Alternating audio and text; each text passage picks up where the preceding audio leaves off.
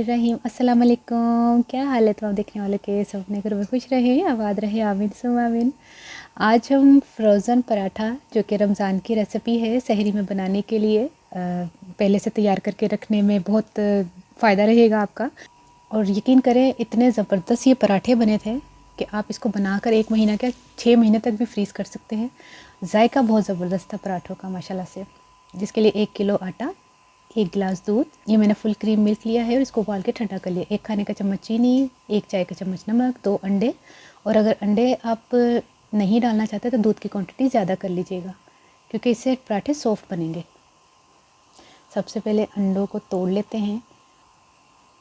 कुछ लोगों को अंडे नहीं पसंद होते तो मैंने कहा कि दूध की क्वांटिटी ज़्यादा कर लेंगे तो बहुत ज़बरदस्त इसका भी टेस्ट आएगा।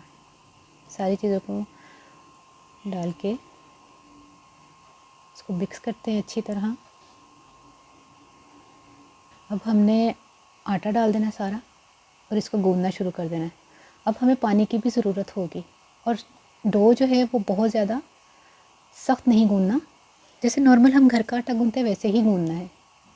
ये देखिए गूंदने का तरीका ये है कि अगर छोटा बर्तन है तो उसको थोड़ा थोड़ा गूंद के एक साइड पे रखते हैं, फिर उनको मिक्स कर लें। इसको रेस्ट करने के लिए मैंने आधा घंटा छोड़ दिया था। अब इसको जो है ना इस तरह करके आपने ज़रूर करना है। इससे बहुत ज़बरदस्त आटे में जो है ना जान आती है। यकीन करें रोटी भी बड़ी ज़बरदस्त बनती है। ये देखिए आटे की शक्ल कितनी प्यारी होगी।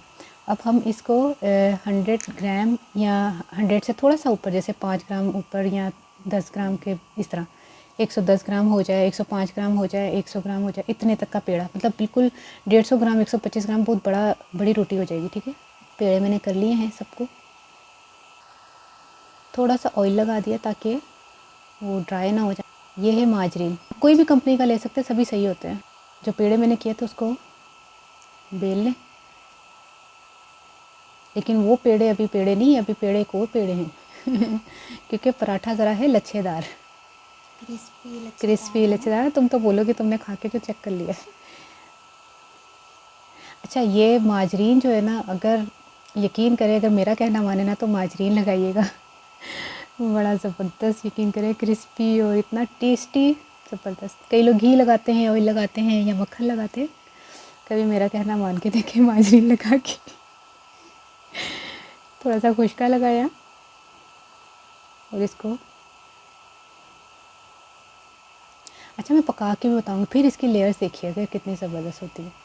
ये देखिए इस तरह हमने इसको तय करते जाएं करते जाएं करते जाएं। ये पेड़ा बन रहा है। अभी थोड़ा सा मेहनत तलब काम है, यकीन करें, लेकिन आसानी बहुत होती है। अभी देखिए पराठे मैंने फ्रीज़र में रखे हुए हैं। अभी दिल चाहे, जैसे घर में नहीं दिल चाह रहा कुछ पकाने को, फ़ौरन फ्रीज़र से निकाला, बना लिया पराठा। थोड़ी ये मेहनत करके ना रमज़ान से 2-3 दिन पहले कर लें, 50-60 पराठे बना लें फिर नींद पूरी करें आप अपनी। पहला दूसरा रोज़ा तो खास सूरत देर हो जाती है ना उसमें। हाँ, जो उबले मस्त, ये सही मुझे उस मैंने बताया। अच्छा, पेड़ा कर लिया, अब दूसरा पेड़ा भी हम इसी तरह करेंगे। तमाम पेड़ों को फिर ऑयल लगा दें। अच्छा, जॉब करने वालों के लिए बड़ी आसानी है क्योंकि जॉब की तो छुट्टी नहीं होगी, रमज़ान में भी जाना पड़ता है। अच्छा, इस तरह की जो है ना हमने थैलियाँ ली हैं, जो 1 किलो मतलब 1 लीटर का दूध जिसमें आता है ना, वो आमतौर पे हर दुकान से मिल जाती है, जो ये शॉपर वगैरह रखते हैं। तो ये मेरे लिए, इसको जो ना एंड को कट करके इसको दरमियान से भी यहाँ से कट करना है। ये मैं तैयार कर रही हूँ कि हमने जब पराठे फ्रीज़र में रखने ना, ताकि आपस में ये बिल्कुल चिपके नहीं, ताकि उठाने में आसानी हो जाए। इसी तरह तमाम की कटिंग करके जितने हमें रिक्वायर्ड उतने। जो पेड़े किए हुए थे अब उनको फिर बेलना है। छोटे छोटे पराठे से, छोटे छोटे पराठे। मैं इतना छोटा पराठा वैसे बनाती नहीं हूँ मेरा पराठा बड़ा बड़ा होता है लेकिन असल च ना वो बाजार च नहीं जेह्ड़े मिलते हैं पराठे, फ्रोजन पराठे, उन्होंने साइज़ छोटा होता है ना, मैं तां वास्ते उन्हें वगैरह। असल पराठों का साइज़ जो है ना वो ये होता है ना उनका, जो बाज़ार के फ्रोज़न पराठे, तो इसलिए मैंने ये साइज़ रखा है, वरना मेरी रोटी तो शायद फ्रीज़र च भी ना आती ये देखिए, इसको इसी थैली जो मैंने कटिंग की थी ना उसके ऊपर रख के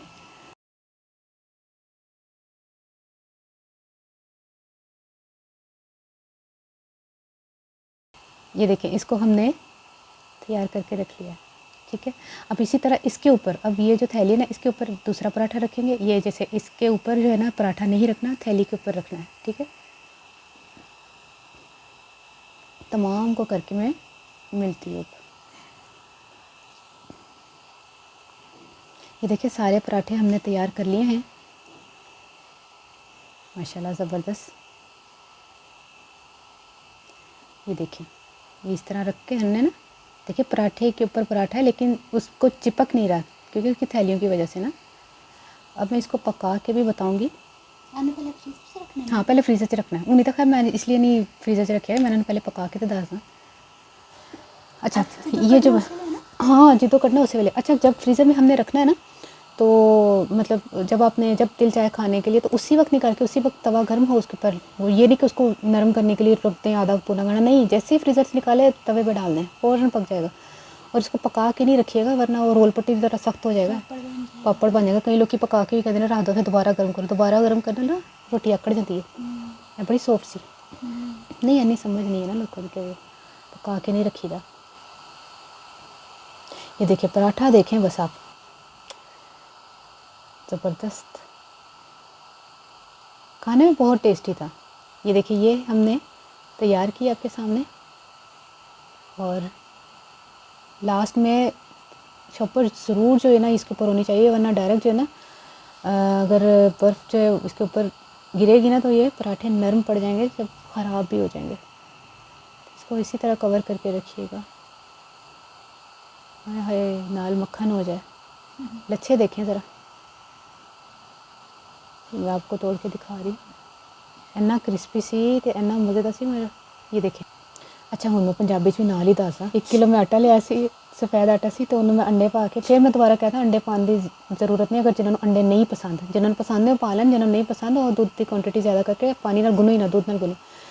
तो उस तो बाद मैं वो आटा गुन लिया सी चीनी ते नमक पा के, ये देखो। हाँ, बड़े मज़ेदार, खा लिया। अच्छा, तो फिर उस तो बाद मैं उन्होंने गुन के ते पेड़े करके रखता है, उन्होंने रेस्ट करने वास्ते रख देना। जो पेड़े नूं रेस्ट करके रखोगे ना तो बेलन च आसानी हो जाएगी।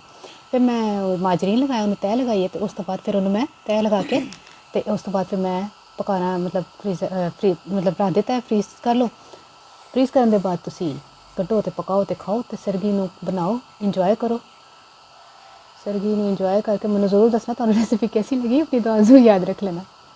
ओके, अल्लाह हाफिज़।